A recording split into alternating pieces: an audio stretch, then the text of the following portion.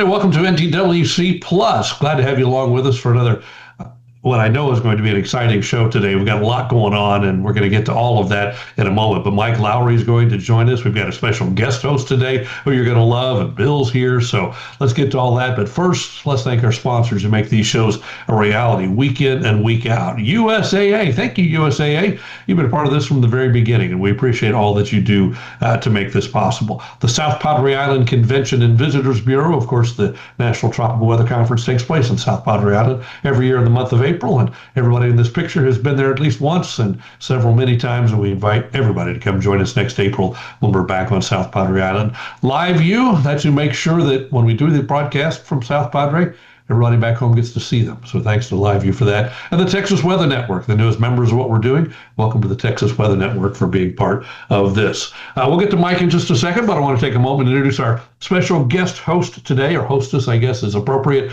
Emily Gracie joining us, the host of the Atmosphere Podcast. Good morning, Emily.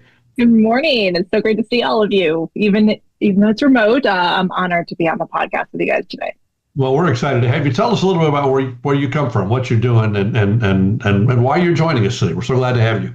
Well, I'm still figuring out why I'm joining you, but I'm appreciative of that fact. My background is mostly in broadcasting. I did about 20 years in local TV, a little bit of national weather graphics producing early on in my career at the Weather Channel. I worked for AMS for a while in their education program. I even taught at the community college level. But in recent years, I've transitioned to more the digital space. So I'm a certified digital meteorologist now from AMS, and I mostly do this. I do podcasting. So I've recently left a full-time position with a national broadcasting group and now work for myself, trying to kind of navigate the podcasting space from an independent side. So excited to be here and kind of broaden the network of people I get to talk to every day, because I'm usually just stuck in my shed here by myself in Charleston, South Carolina, chatting with whoever I'm interviewing. We'll give your podcast a plug while we're here so everybody knows where they can find you regularly. Yeah, awesome. So Atmosphere with Emily Gracie. We're about 5 episodes in at this point. Weekly episodes drop on Tuesdays. It's really kind of a combination of research and science and people. So I usually have on somebody to talk about something great that's happening in the research world, whether it be weather, oceans, even space science sometimes, and then kind of bringing in a human aspect somehow, making it relatable to not just people in our field, but the broader community of why they should care about this, why it matters and impacts their lives. So like I said, new episodes drop every Tuesday. YouTube, Spotify, Apple Podcasts right now is where you can find it. And then also I'm on Substack now, which I'm still learning about, and probably going to ask Michael some questions today about it, but so you can find me on there as well. Multimedia journalist, that's what it's all about nowadays. Well, welcome. We're so glad to have you with us today, Emily. Thanks for being part of the program. The man who's the only one of the group that's in a place where the dew point's less than 65, Bill Reed joins us not from his normal place in League City. But Bill, where are you this morning? I'm in a little town called Chimayo, New Mexico. We've had a house up here for going on 15 years and get up here as often as we can. We're 28 miles from downtown Santa Fe. Nice. You can stay there until about October? The thought crossed my mind last week when the heat index was pushing 120 back in Galveston County. Yeah. We're sitting at dew points 80 plus last week. Better now. Bill, take it away. Introduce our guest and let's go to it. Sure. Well, I'm glad to welcome back for, I don't know how many times we've had our guest on there, but Michael Lowry, who's with WPLG in Miami, Florida. They've had a lot of distinguished people work that show there, and Michael's now the latest one of that. Plus, he does a lot of stuff on his own in much the manner of what Emily was talking about. So you're right, Emily, you'll get some pointers out of Michael. You might have to call him afterwards if we run out of time. Interesting season looming ahead. Everything's different from what we've been talking about the last few years. We don't have a hellscape tropical Atlantic warm-up going on right now, but we do in the Pacific.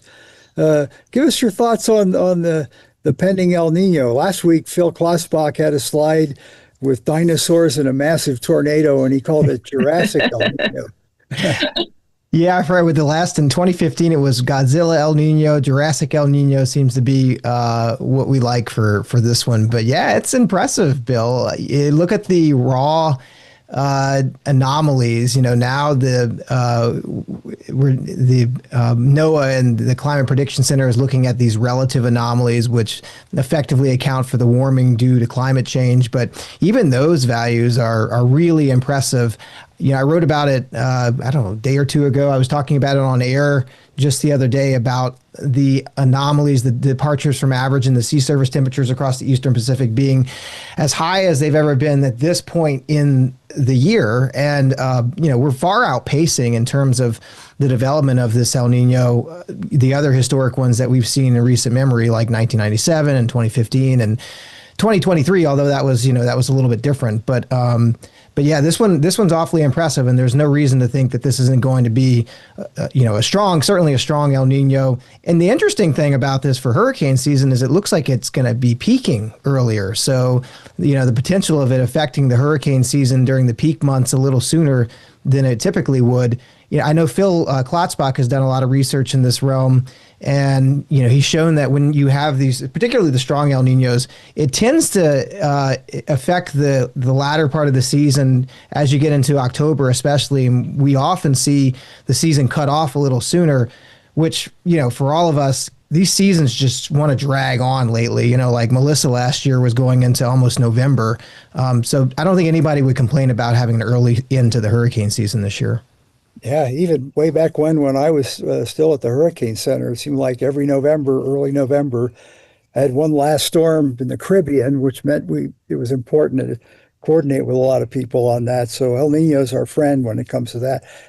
I do a briefing once a month for an economic partnership group in the Houston area, and they're always interested on where El Nino is going for the coming season. And I point out how I show the models with a big spread in there, like in February and March, but I was also showing the subsurface stuff for the first time. I'm not sure I explained it to where anybody other than another geoscientist would understand it, but do you think that it looks? I've never seen that big a slug of subsurface warm water before leading into one of these. Think that has a role to play in the rapid onset and the expected record values, maybe? Yeah, the depth of the thermocline is really impressive. And then we have, if you look at the wind anomalies, those westerly wind bursts out in the Western Pacific that, really bring the water from the Western Pacific to the Eastern Pacific.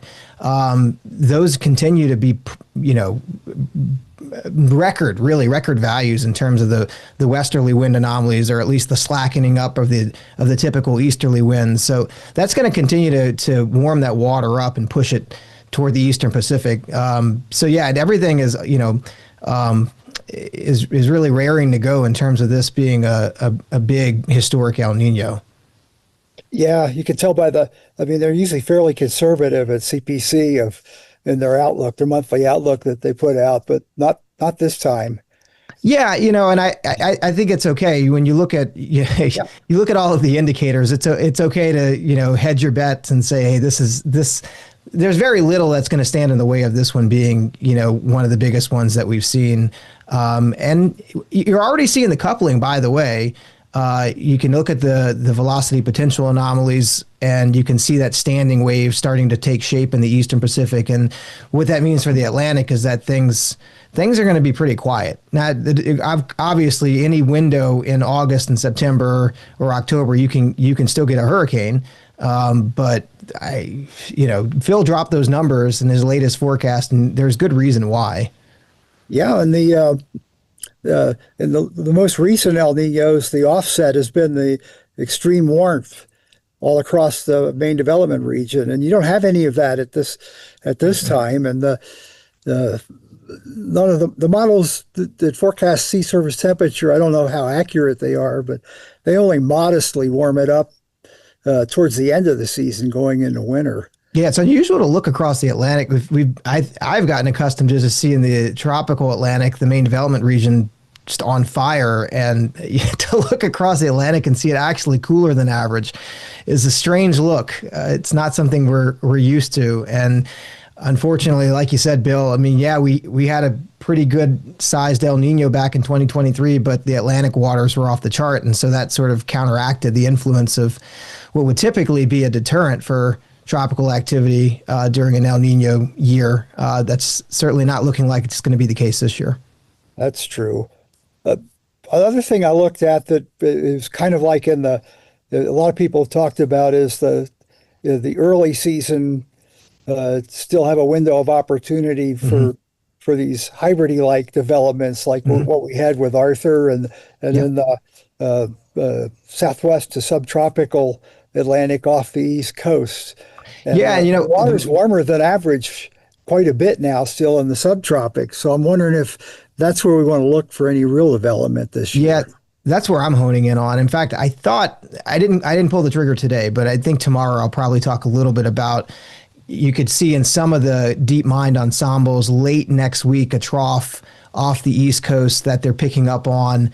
Low chance this far out, less than 10%. But going into the holiday weekend, something we'll want to watch off the East Coast where wind shear is a little bit less, waters are plenty warm enough.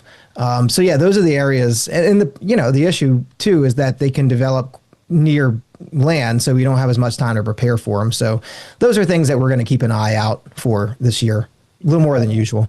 Another thing that Phil has written about is that in these stronger El Ninos, and I didn't really catch the reasoning behind it. It doesn't really matter as long as I know it happens. Is there tends to be a weaker Bermuda Azores high.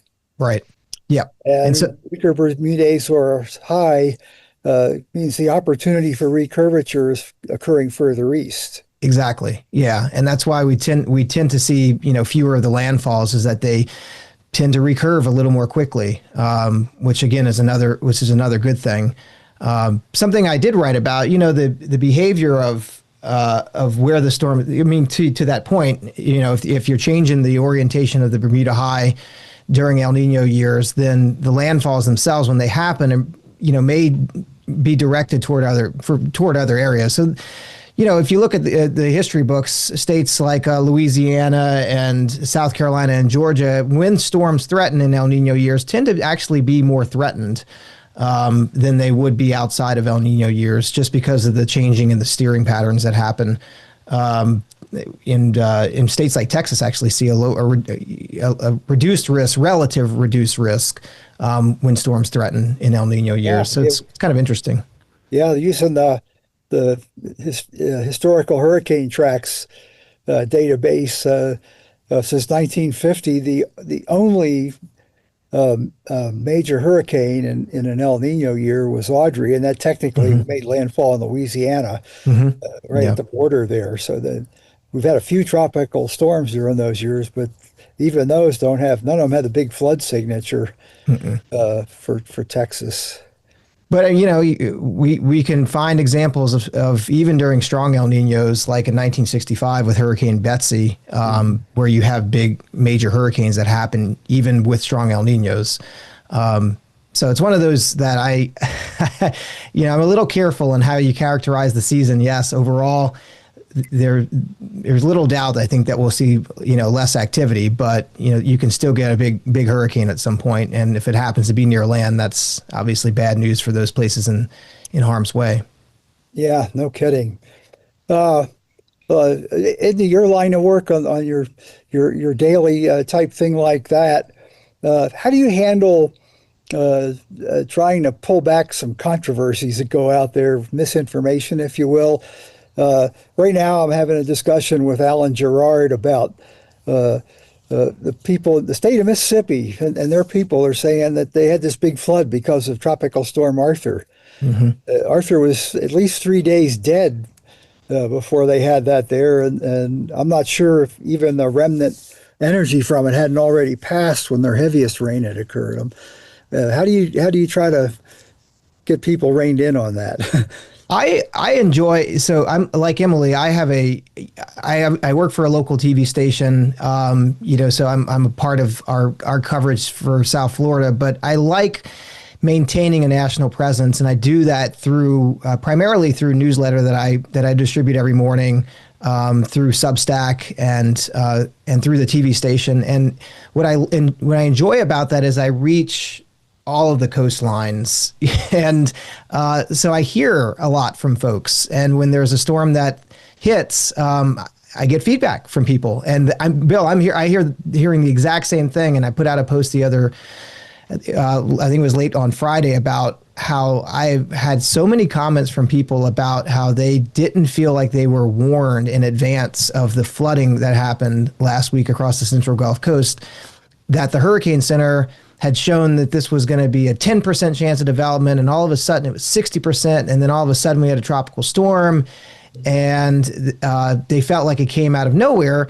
Now, I had been writing about the potential for flooding, whether or not there was development, it was over a week before this happened. Obviously models shift around a little bit in terms of where the highest impact areas look like it might be. Kind of started in East Texas, upper Texas coast, and then shifted over toward central Mississippi, southern Mississippi, South Louisiana. But there was I think a misinterpretation of the forecast by a lot of folks that this was all driven by the tropical storm. The flooding would have happened whether or not this thing had been named, and it was always going to be about the heavy rainfall, and that was the message. That was the message that I was at least trying to convey in my forecasts and my writings and on air. But it's tough because I think when you have a named storm, it conjures up a lot of things for people, and they think about winds, and they think about the possibility of it becoming a hurricane, and it makes it actually, to me, it makes messaging it a little more challenging. So there's is it better to have it named and have some attention drawn to it, or is it better to not and have attention drawn to the wrong thing? Because the rainfall was really so far away from where the center of this very short-lived tropical storm was. Yeah, the only real high winds were right off my coast. We had some gusts to 80 on the oil platforms. But hey, Emily, I've been not intentionally avoiding you. I just got caught up in the conversation. No, I'm happy to jump in because I'm curious too. If that comes down to like messaging and the emphasis that's put on the Hurricane Center, and I feel like the Hurricane Center is often like, it's not about the name, it's not about the category, it's about these hazards. And the two that did pop up with Arthur, and then what was Arthur, was the flooding, and then also massive amount of rip currents. There were so many people at the beaches, west coast of Florida, that were being rescued from rip currents. So that's another big message I often hear coming out of the Hurricane Center is like, this is what's causing deaths with tropical systems, and people aren't paying close enough attention to them because it's far away, or it's sunny and it's beautiful, or the waves are big and it's really good for surfing. So I think it's important what we put out as far as messaging and not putting that emphasis on the name. Yeah. Let's take a mid-show break. We're rolling, and I hate to stop, but we're doing great. But let's take our mid-show break very quickly and talk about our sponsors who make the show a possibility week in and week out. We want to thank USAA, the South Padre Island Convention and Visitors Bureau, Live View, and the Texas Weather Network, the folks who make these shows a possibility each week, and also we're part of the National Tropical Weather Conference. Bill, quiet in the tropics, but give us a quick update on what's happening in the tropics as of today, in the middle of June, almost the end of June. As always, I prefer to use pictures in my babbling, so I'll share my screen. What we've got going on is nothing in the Atlantic right now, but the Eastern Pacific, where we expect it to be very active. We've got a 60% chance of the one system in a couple of days, and I think 40 on the other. But they're all moving away from land, and if they can't hold together long enough, which I don't think they will, with the weather pattern that's evolving. But you always worry about the Hawaiian Islands with those. The other thing we haven't talked about with Michael, he had a nice post on the Saharan air coming with dust coming off of Africa, so I thought I'd throw the visible up You can see in the milky looking pattern outside of the cloud cover, that whole area is covered with Saharan dust right now. And as Michael pointed out, we're in the peak of that season in there. And other than grayish skies and weird looking sunsets, the main thing to worry about, people with respiratory issues, those are really fine particulates that survive the transition all the way across to the islands of the Caribbean and then eventually the southern part of the United States. People with respiratory issues have to maybe deal with that. Michael also pointed out that your article on AI was so great. I only looked at the AI models this morning, so if something was captured in one of the others, someone will have to correct me later on. But as you can see, he talked about a few members of that. Are they still running the 50 member, Michael, or are they up to the 1,000 one yet? They have both, the 50 and the 1,000 member. The ones that you see from Weather Nerds are just the 50 member ensembles, I believe. Yeah, I haven't looked at I don't even know how to digest a 1,000 member one. But anyway, it shows something that might develop off the East Coast and move southwest into the Gulf on a few of the members. So that would be interesting. Historically, there have been some do that, so it's not impossible. But just like you expect in El Nino, the Western Pacific and Eastern Pacific is where at least over the next 2 weeks or so, the bulk of the activity is expected to be. And as always, we're recording this for future broadcast. Don't take anything on this to be a current forecast. Check your best sources. Good information, Bill. Thank you. Good job. Good job. All right, let's go back to Emily. Emily, let's get you more involved in the conversation. I know you want to talk to Mike, so jump in. Yeah. Oh, yeah. So we were talking about good communication. And Michael, one thing that you do really well when it comes to communication is graphics. Just really good graphical representations of data that I think are really outside of the box. I'm curious about your process there and how you're creating these, where you come up for the ideas. Are you talking to just people on the street? Tell me about all of that.